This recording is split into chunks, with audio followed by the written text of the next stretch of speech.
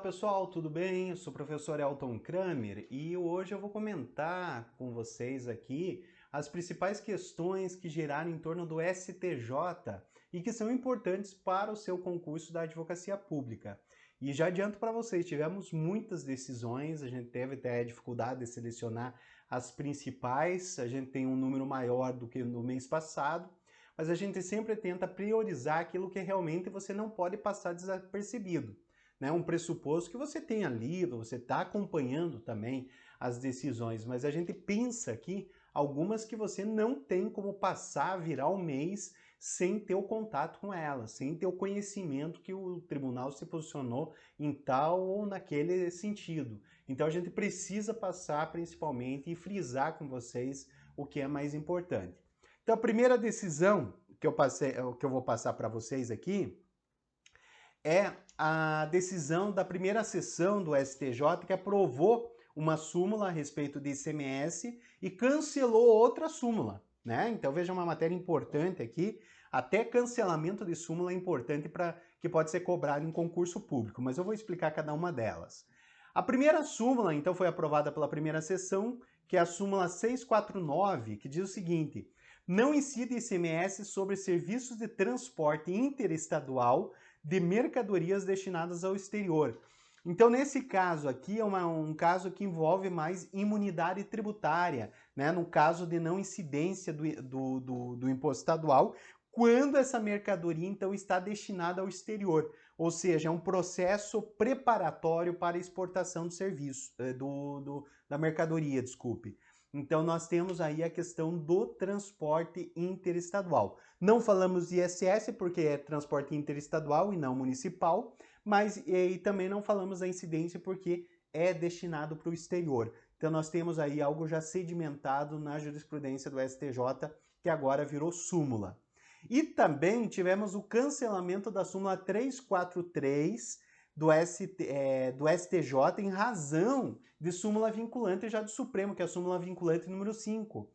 Que a súmula do STJ dizia o seguinte: é obrigatória a presença de advogado em todas as fases do processo administrativo disciplinar. Todos sabem que o Supremo Tribunal Federal seguiu um caminho contrário, dizendo que constitucional, não é obrigatória a presença do advogado, é dispensável, e que a sua ausência, por exemplo, não configura ofensa à Constituição. Isso está na súmula vinculante número 5. Em razão desse posicionamento e por ser matéria constitucional, o STJ então revogou aquela súmula que ele possuía, né, que era 343. Então nós tivemos essas duas novidades, a aprovação de uma nova súmula e a revogação de outra. Outra jurisprudência que eu selecionei para vocês é referente à base de cálculo de honorários. Aqui um caso interessante, pessoal, principalmente aqueles que gostam de honorários. É difícil um advogado, seja público ou privado, que não goste, né?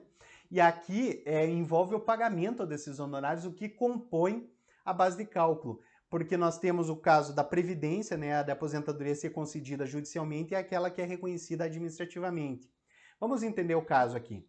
A primeira sessão julgou 4 recursos como representativos e controvérsia repetitiva, descrita no tema 1050. Né? Cinge-se a controvérsia a definir sobre a possibilidade de computar as parcelas pagas a título de benefício previdenciário na via administrativa, no curso da ação, na base de cálculo para fixação de honorários advocatícios, além dos valores decorrentes da condenação judicial. O artigo 85, parágrafo 2º do CPC prevê o aproveitamento econômico como um dos critérios para o arbitramento dos honorários de sucumbência. Todavia, o proveito econômico ou o valor de condenação não é sinônimo de valor executado a ser recebido em requisição de pagamento, mas sim equivale ao proveito jurídico materializado no valor total do benefício que foi concedido ao segurado por força de decisão judicial, conseguido por meio de atividade laboral exercida pelo advogado. Dessa forma, o tribunal fixou a seguinte tese: o eventual pagamento de benefício previdenciário na via administrativa, seja ele total ou parcial, após a citação válida, não tem o condão de alterar a base de cálculo para os honorários advocatícios, fixados na ação de conhecimento e será composto na totalidade dos valores devidos. Olha que decisão interessante e muito boa para advogados que vão receber os honorários, principalmente advogados privados. Porque se você entrou com uma ação, teve a citação, por exemplo, do órgão previdenciário, seja do regime geral ou regime próprio, e de repente esse órgão resolveu pagar na via administrativa, ou seja, reconheceu o erro, pagou na via administrativa para evitar condenação em honorários. Só que isso não vai evitar, diz o STJ que em decorrência da ação você pagou na via administrativa. Então, obrigatoriamente esse valor também vai compor então a base de cálculo dos honorários de sucumbência. Então veja, uma decisão excepcional aí para os advogados privados. Outra questão, opa, bati aqui sem querer. Outra questão envolvendo ITCMD. Então veja, quem estuda aí para PGEs, né, Procuradorias Estaduais, é uma questão interessante sobre doação não declarada e o prazo decadencial. Olha o que o STJ julgou nesse caso. Cinge-se a controvérsia a definir o início da contagem do prazo decadencial previsto no artigo 173, inciso 1 do CTN para a constituição do ITCMD, referente à doação não oportunamente declarada pelo contribuinte ao fisco estadual. Então veja, aí é uma coisa que ocorreu a doação, não foi declarada, ficou no anonimato, e aí de quando começa a contar esse prazo decadencial do artigo 173. Prosseguindo, em se tratando de imposto sobre transmissão de bens ou direitos mediante doação, o fato gerador ocorrerá, primeiro, no tocante aos bens imóveis pela efetiva transcrição relativa ao registro de imóveis, tá? 2. Em relação aos bens móveis ou direitos, a transmissão da titularidade que caracteriza a doação se dará por tradição, conforme o Código Civil assim fala, né? Eventualmente objeto de registro administrativo. O ITCMD, referente à doação não oportunamente declarado pelo contribuinte ao fisco estadual, a contagem do prazo decadencial tem início no primeiro dia do exercício seguinte àquele em que poderia ter sido efetuado, observado o fatirador em conformidade com 144 e 173.1, ambos do CTN.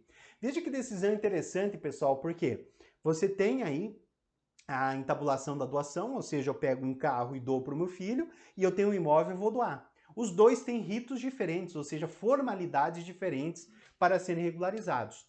Mas ocorrendo essa doação, um pela tradição e outro pela transcrição, eu inicio um prazo decadencial, que é aquele prazo que você tem de quando o tributo poderia ter sido lançado.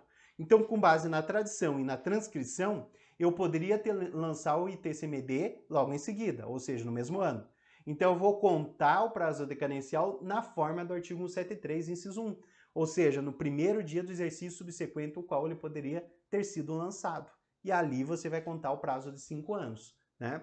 Então, é muito importante aí para duas questões. Uma, você entendeu a aplicação do prazo decadencial, conforme o Código Tributário Nacional assim disciplina, e também para você compreender dentro da mecânica do ITCMD, que ele funciona diferente do IPTU. Por exemplo, o IPTU você tem um lançamento todo ano, então você tem ali, por exemplo, 1º de janeiro, você tem um faturador.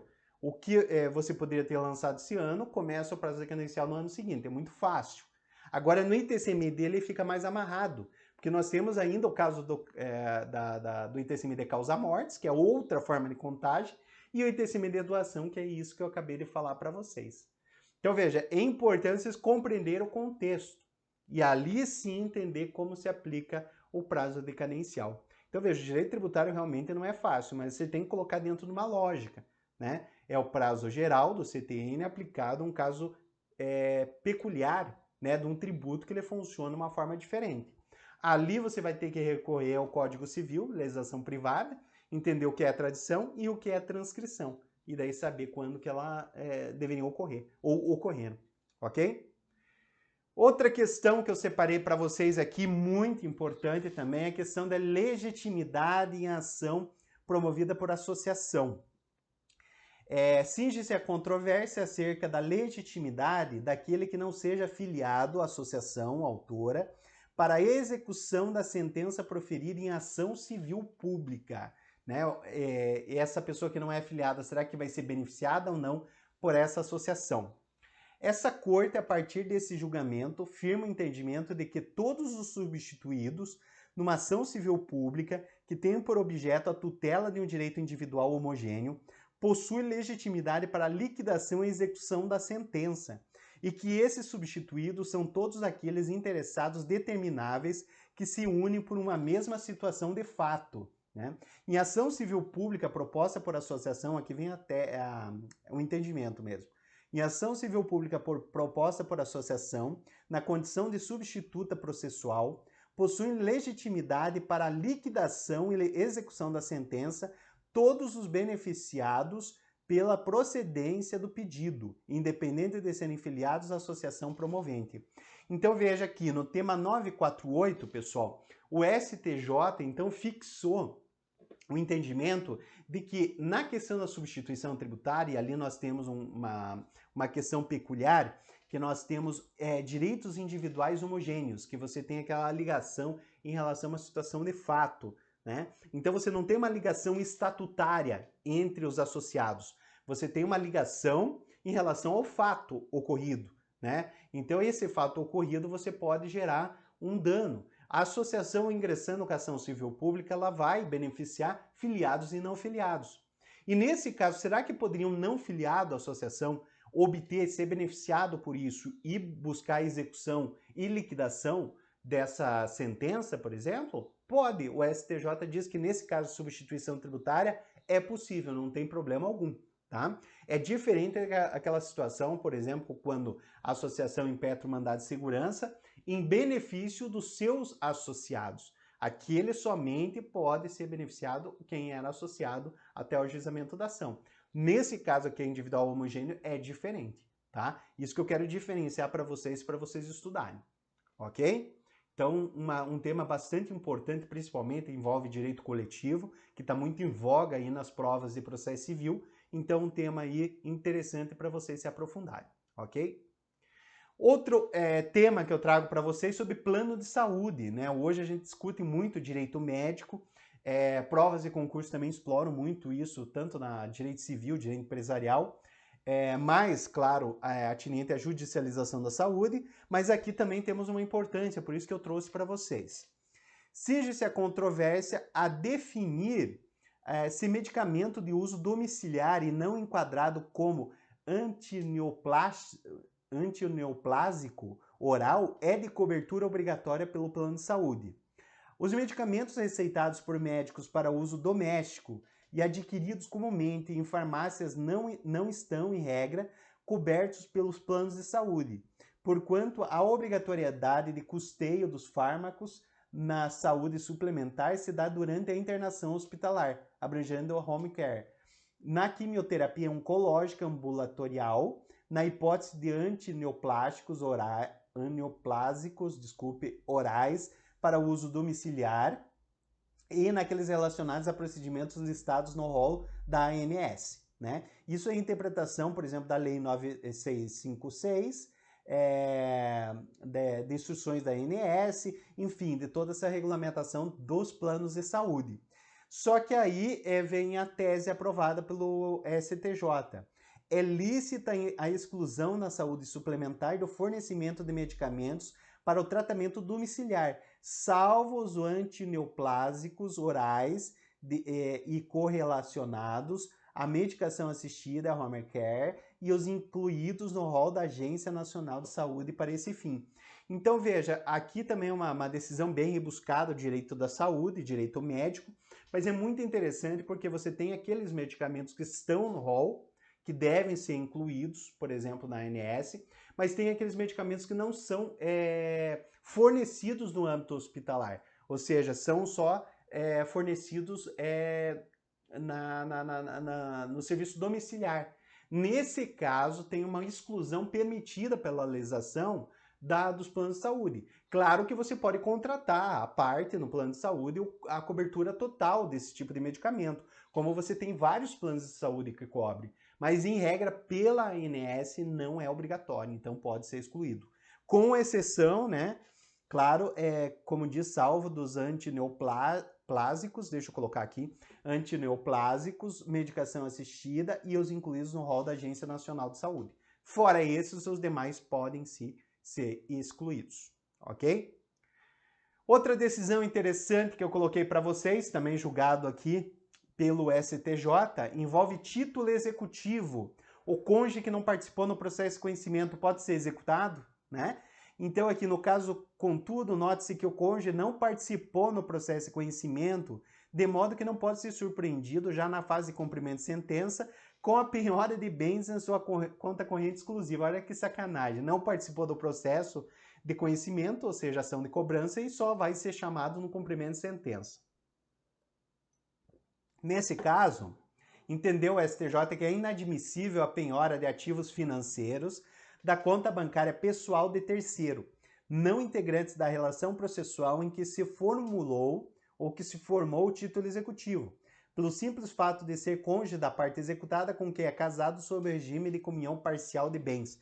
Então, uma decisão aí bastante interessante e acertada, né? Se a pessoa não participou, não conseguiu exercer o contraditório em ampla defesa, defendendo se aquele título era legítimo ou não, só vai ser chamado para quando já não há mais o que fazer, né? Isso aí é, obviamente, que é quase uma lida temerária, né? Porque você chamar já no fim do jogo, não tem mais como salvar.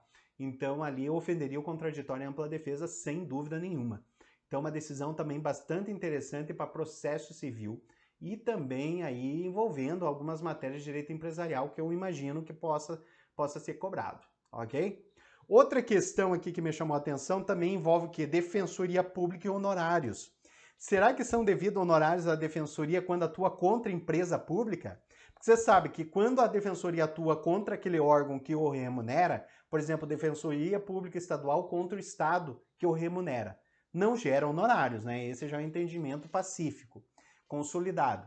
Agora, contra a empresa pública. A segunda turma do STJ decidiu que são devidos honorários advocatícios à Defensoria Pública quando atua contra a empresa pública do Distrito Federal. O colegiado negou por unanimidade recurso da companhia habitacional que alegava infringência ao artigo 381 do Código Civil, não era nem do CPC, né? Aqui o órgão da habitacional interpôs recurso especial apontando infringência do artigo 381 do Código Civil, pois, segundo o entendimento da Corte, não são devidos honorários advocatícios à Defensoria Pública quando atua contra a pessoa jurídica de direito público a qual pertence. Ao analisar o caso, o relator ministro Francisco Falcão ressaltou que o acordo não merecia censura, não podendo a empresa pública, integrante da administração indireta do Distrito Federal, com orçamento próprio, ser equiparada a órgãos da administração direta para o fim colimado. Então, nesse caso aí, pessoal, não colou a argumentação da empresa pública.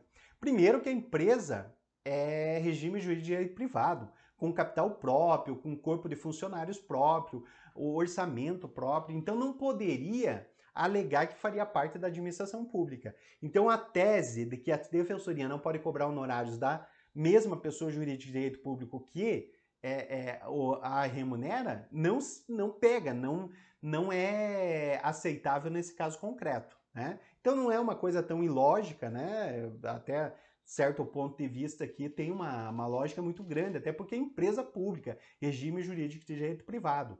Mas aqui é importante a gente entender essa concepção da decisão, até porque vai envolver muitas questões. E a gente diuturnamente, por exemplo, na prática, a gente diuturnamente aí está brigando com a defensoria pública em relação a honorários. Então esse é um tema muito em voga, por isso que vocês têm que também estar bastante antenados, porque quando está na prática muito latente, é possível também ser cobrado em provas de concurso público, ok?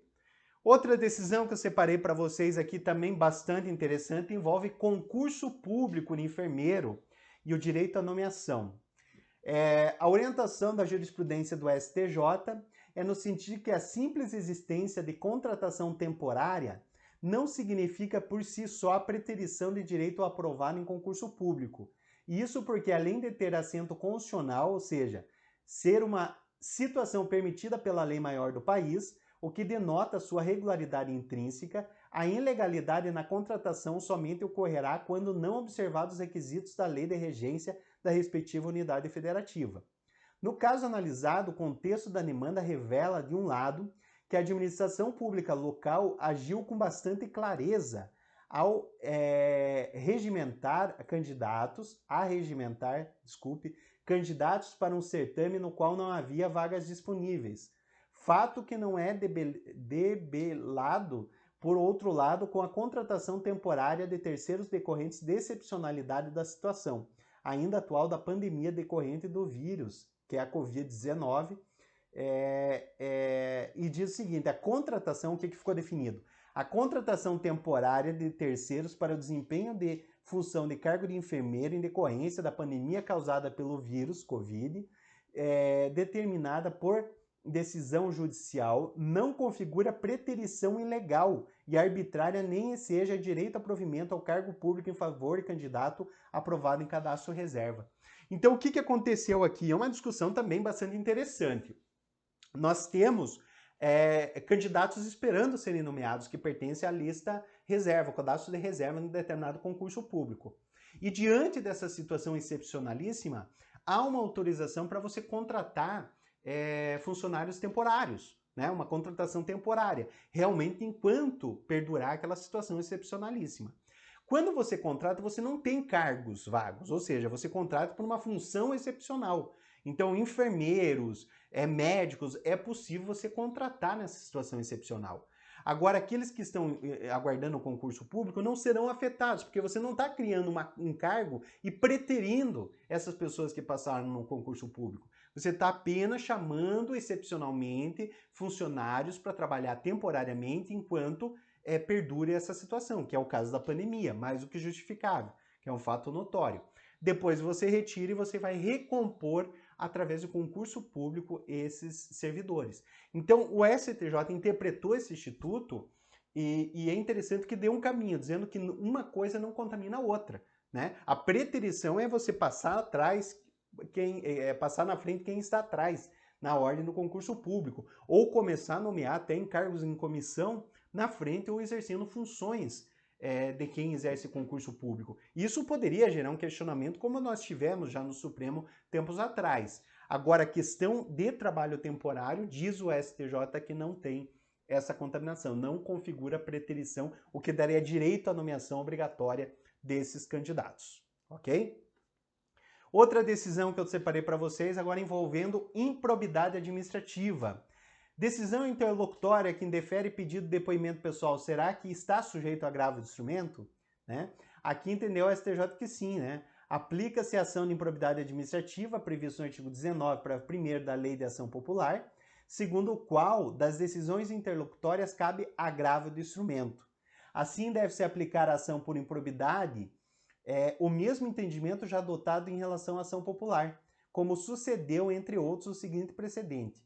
A norma específica inserida no microsistema de tutela coletiva, prevendo a impugnação de decisões interlocutórias mediante agravo de instrumento, não é afastada do rol taxativo 1015 do CPC, notadamente porque o inciso 13 daquele preceito contempla o cabimento naquele recurso em outros casos expressamente referidos em lei.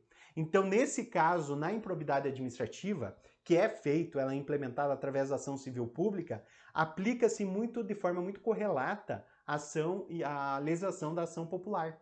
Então, nesse caso, você vai poder recorrer de decisões interlocutórias através do agravo do instrumento. Então, aí, o que o STJ fez?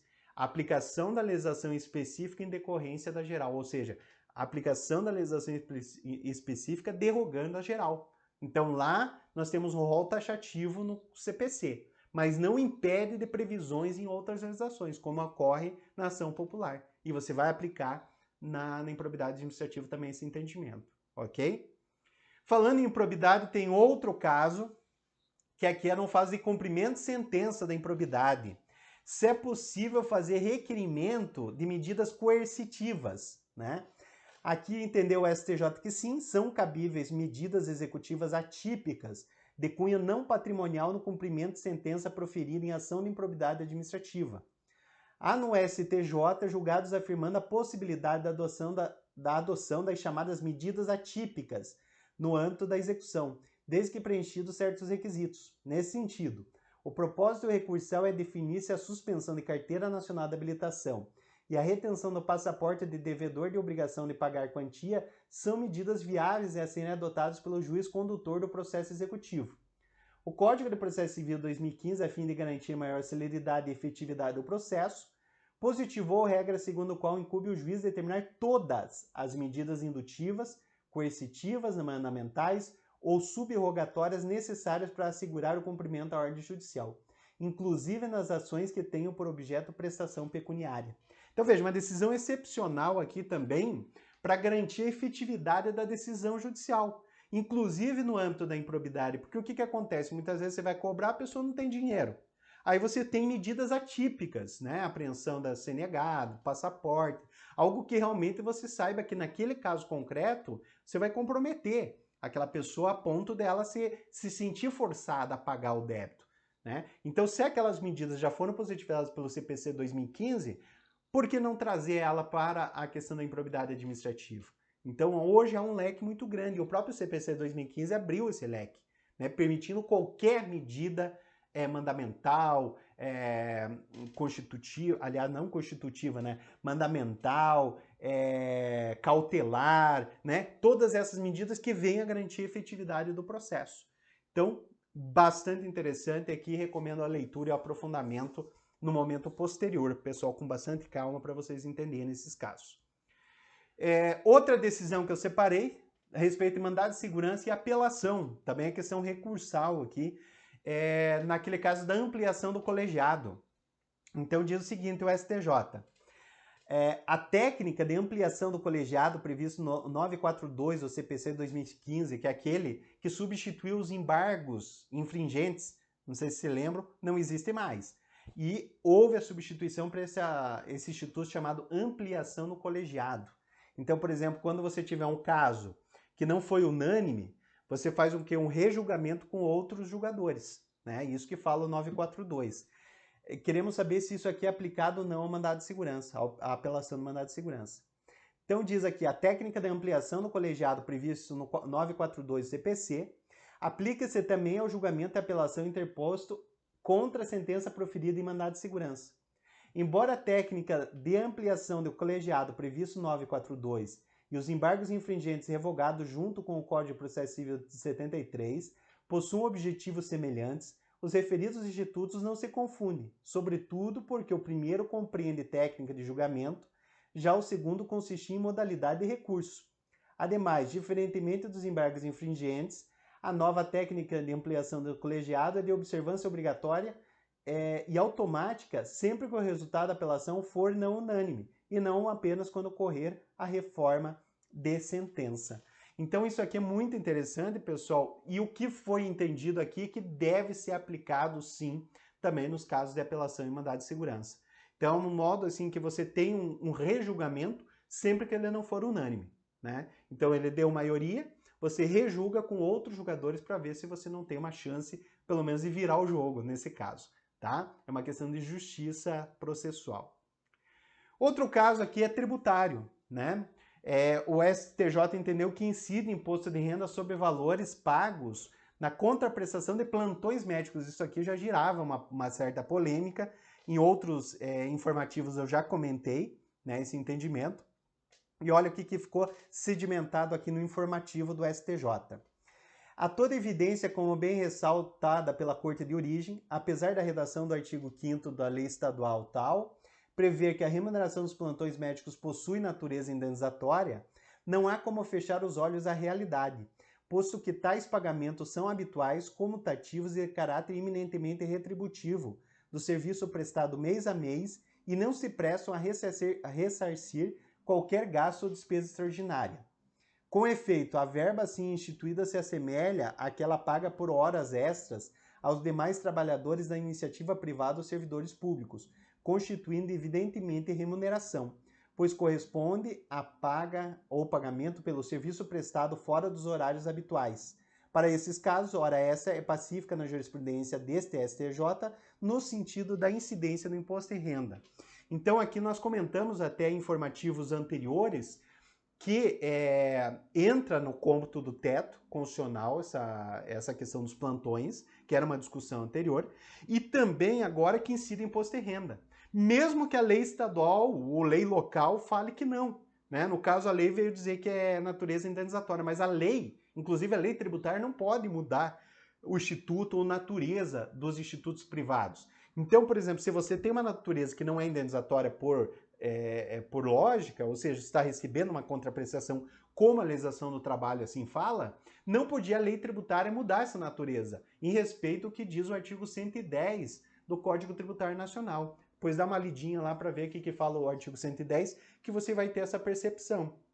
Então, nesse caso, esses plantões, a verba de plantões, ela não é indenizatória. Você está prestando serviço e está recebendo essa contraprestação. Exatamente como a CLT se emprega quando fala de salário e remuneração. Então, nesse respeito à natureza jurídica, vai incidir sim em imposto de renda. Isso aí é bastante importante estudar na matéria de direito tributário e principalmente se você for fazer prova na Advocacia Pública Federal, ok?